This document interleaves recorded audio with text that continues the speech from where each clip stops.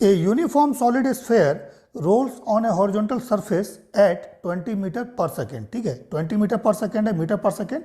सो ये solid sphere का linear velocity है, इसको ट्रांसलेशनल वेलोसिटी बोलते हैं। ठीक है, it then rolls up the incline, इस तरह से इंक्लाइन है 30 डिग्री पर, ये रोल करता हुआ इंक्लाइन पर ऊपर जाता है। ठीक है, रोल्स अप द इंक्लाइन सोन।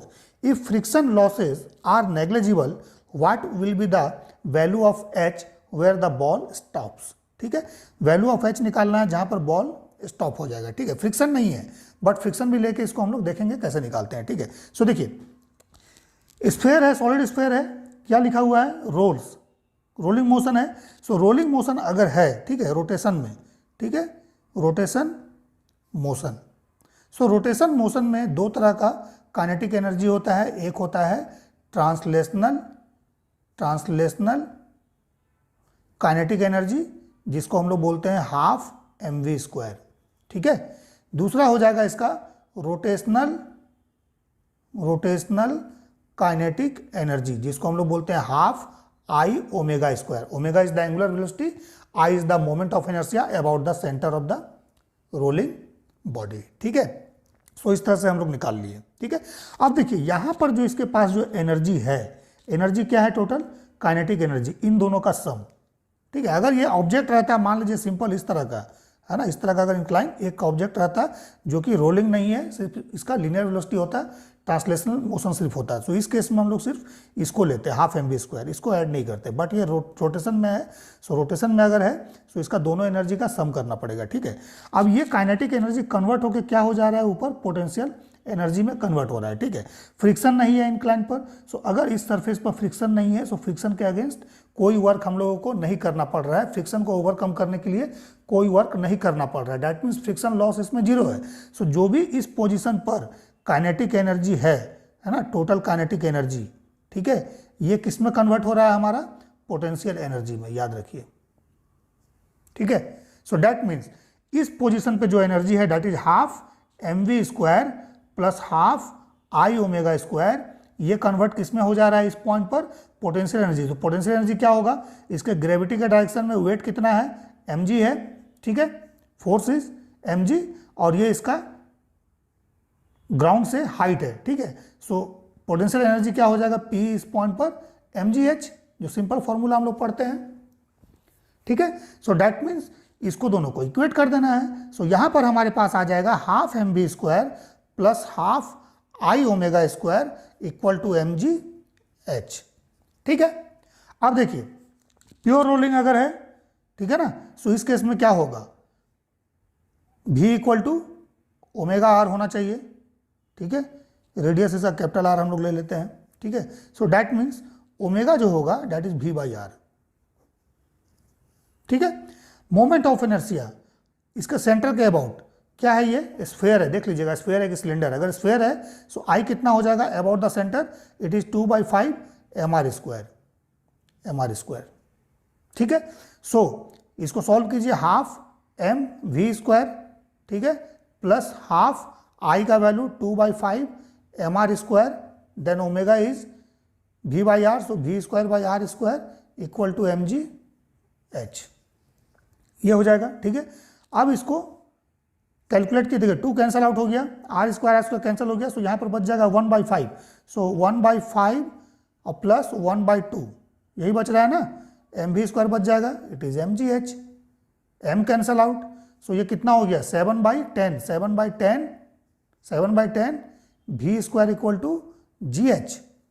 ठीक है, हमें क्या निकालना है, हाइट निकालना है। सो अगर हाइट निकालना है, सो हाइट क्या हो जाएगा, इट इज 7/10 v²/g। ठीक है, ये हाइट होगा, इतना हाइट पे जाके रुक जाएगा। अगर डेटा गिवन है सो 7/10 इंटू v का वैल्यू देख लीजिए 20 है, 20 का स्क्वायर कर दीजिए, डिवाइड बाय g का वैल्यू 10 ले लीजिए, जो भी आएगा दैट मच मीटर इसका हाइट हो जाएगा।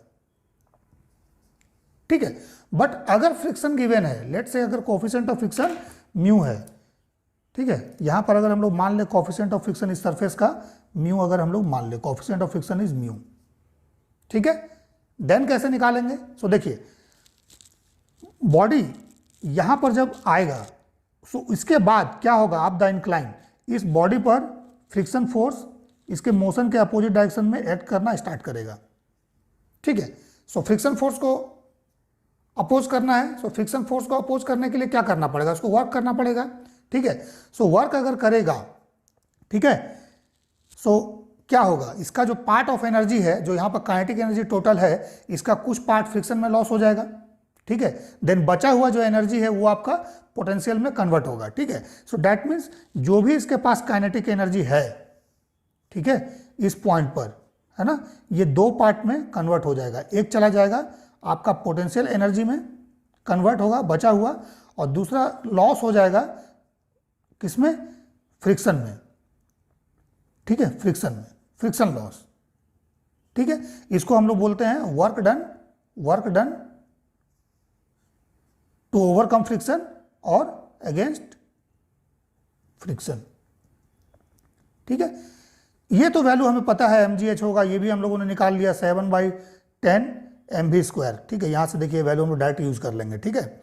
बट फ्रिक्शन लॉस कितना होगा, सो इंक्लाइन प्लेन पर आइए, देखिए इंक्लाइन प्लेन पर इस तरह से रोलिंग बॉडी है, ठीक है, इसका वेट डाउनवर्ड है mg, ठीक है। ये एंगल अगर थीटा है, देखिए इस केस में तो अगर फ्रिक्शन नहीं गिवन है थीटा यूज होगा ही नहीं, बस थीटा कन्फ्यूजन करने के लिए ही दिया रहता है, ठीक है।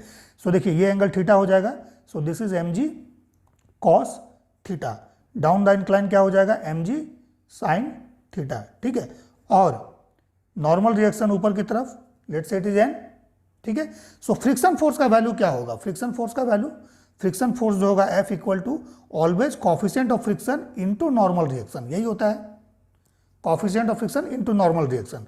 सो यहां पर क्या हो जाएगा, म्यू, और नॉर्मल रिएक्शन क्या है, mg cos थीटा है, so it is mg cos theta, क्योंकि वर्टिकल को बैलेंस कीजिएगा इस डायरेक्शन में perpendicular to incline, so n equal to mg cos theta आपके पास आ जाएगा, ठीक है। So mu into N, so ये आपका फ्रिक्शन, ये जो भी वैल्यू आएगा ये फ्रिक्शन लॉस है, सॉरी फ्रिक्शन फोर्स है, ठीक है। सो फ्रिक्शन लॉस कितना हो जाएगा, so work done against friction, rectify कर लीजिएगा इसको, अगर हमने लॉस बोले हैं, सो लॉस नहीं है, this is the friction force, ठीक है। सो वर्क डन अगेंस्ट फ्रिक्शन क्या हो जाएगा, इट इज फ्रिक्शन फोर्स, ठीक है, इनटू डिस्प्लेसमेंट। तो कौन सा डिस्प्लेसमेंट लेंगे, ये कहाँ तक गया, मान लीजिए इस हाइट तक गया है, तो ये डिस्टेंस हम लोग को लेना पड़ेगा, लेट से दिस डिस्टेंस इज s, ठीक है। सो ये हो जाएगा f इंटू s, ठीक है। So it is mu mg cos theta, mu mg cos theta, ठीक है, इंटू s, ठीक है। अब s का वैल्यू कैसे लाएंगे, सो देखिए इस तरह से इंक्लाइन है, ठीक है, लेट से इट इज h, है ना, ये h है। अब ये थीटा अगर मान लीजिए गिवन है, सो परपेंडिकुलर है, हमें क्या चाहिए, हाइपोटेन्यूज चाहिए ना, सो इसको अगर s माने हैं तो क्या हो जाएगा, sine theta is equal to h/s, ठीक है। Sine theta is perpendicular by hypotenuse, ठीक है। सो s का वैल्यू हो जाएगा इट इज h/sin थीटा, ठीक है। सो इसको जब कैलकुलेट करोगे mu mg cos theta into s, तो ये वैल्यू आएगा म्यू mg cos थीटा, ठीक है, इंटू h/sin थीटा, ठीक है। सो इसको सिंपल भी हम लोग ले सकते हैं, म्यू mg h और cos theta by sine theta कितना हो जाएगा, cot थीटा हो जाएगा, ठीक है। सो एंगल गिवन रहेगा, सो ये निकल जाएगा, h हमें निकालना है, m गिवन रहेगा, ठीक है, m तो कैंसिल हो जाएगा, म्यू गिवन रहेगा, ठीक है। सो अगर कोफिशिएंट ऑफ फ्रिक्शन गिवन है, सो इक्वेशन हम लोग बनाएंगे this equal to this plus this, ठीक है। सो काइनेटिक एनर्जी हम लोगों ने कितना निकाला था, दिस प्लस दिस, ठीक है, half mv² plus half i⍵²।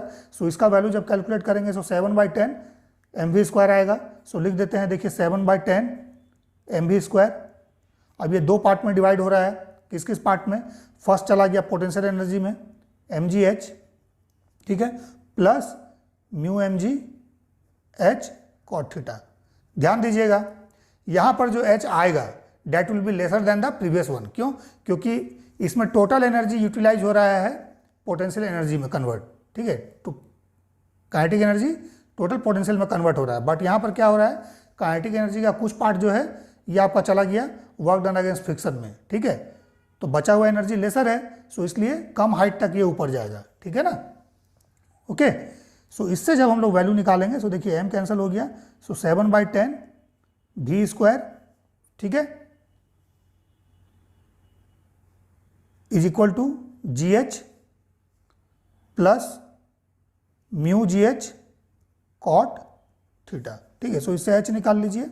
So it is g plus mu g cot theta. ठीक है, ब्रैकेट में रखिए, इसको एच को बाहर ले लीजिए। सो एच का वैल्यू अगर निकालना है सो एच हो जाएगा हमारे पास, it is 7v² by 10 g plus mu g cot theta. ठीक है, सेम क्वेश्चन में कभी वैल्यू कुछ दिया रहेगा, कभी कुछ दिया रहेगा, कभी कोई अननोन निकालने बोलेगा, कभी कोई अननोन निकालने बोलेगा, बट कंसेप्ट ऐसा ही है। इक्वेशन जो है इसी तरह से बिल्डअप करना है, इसी तरह से बनाना है। ठीक है, ओके।